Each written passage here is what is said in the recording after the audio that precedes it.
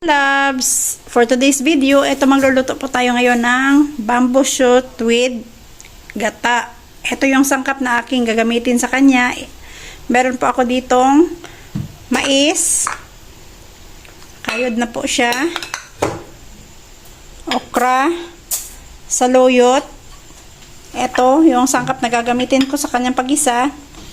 Meron po tayo ditong sibuyas tsaka ginger. Ayan, meron po ako nakita sa aking ref na frozen na shrimp. Kaya idadagdag po natin siya sa ating sangkap. Meron din po ako ditong fresh na shrimp stock. Ayan po yung idadagdag natin sa ating tubig para magkaroon po ng lasa yung ating lulutuin ngayon. And then, ito yung gagamitin kong gata. Meron po kasi ako ditong fresh gata na nasa pouch na po siya. Ayan. Then, ito yung additional na pang dagdag natin sa ating lasa. Gumamit po ako dito ng magic sarap, tsaka black pepper, tsaka ito yung iodized salt na ating gagamitin para sa ating panimpla. Kaya ayan, simulan na po natin ang pagluluto.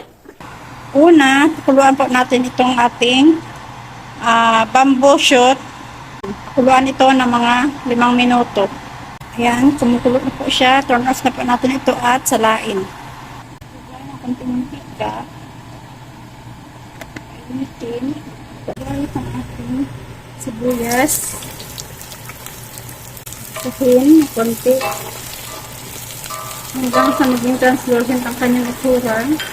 Kung ilagay itong ating ginger, gisahin din,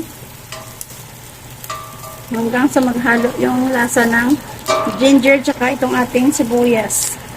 Sunod, ilagay na itong ating bamboo shoot. Haluin hanggang sa ito'y luto natin ng saglit.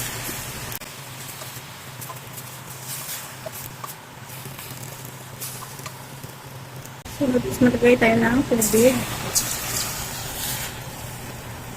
Palagay na po ng tubig, halo-haloin, takpan at pakuluin. Pwede na rin natin idagdag itong ating ginawang shrimp broth. Ayan. Kung kulang pa yung sabaw, pwede natin itong dagdagan. Takpang mo din at patuloy na pakuluin.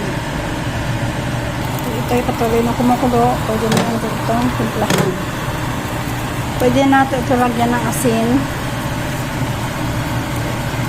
itong paminta, at itong ating shrimp cubes. Patuloy lang na pakuluin ito.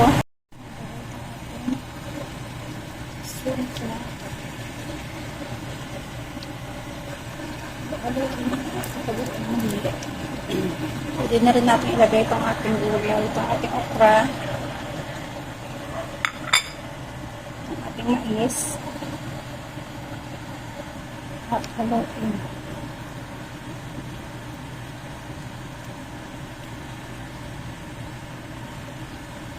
Hintayin hanggang sa lumambot po itong ating nilagay na gulay. Sunod natin ilagay itong ating fresh gata. Haluin hanggang sa combine po ang lahat ng gata sa ating sabaw. Haluin hanggang sa mag-combine po ang lahat. Sunod natin ilagay itong ating saluyot. Haluin sa ito'y maluto din.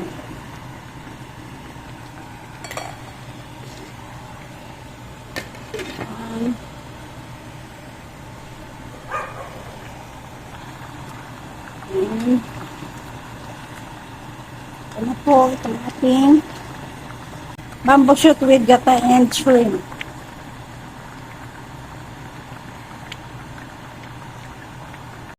This is our finished product of bamboo shoot with gata. Ayan. Thank you for watching. Bye.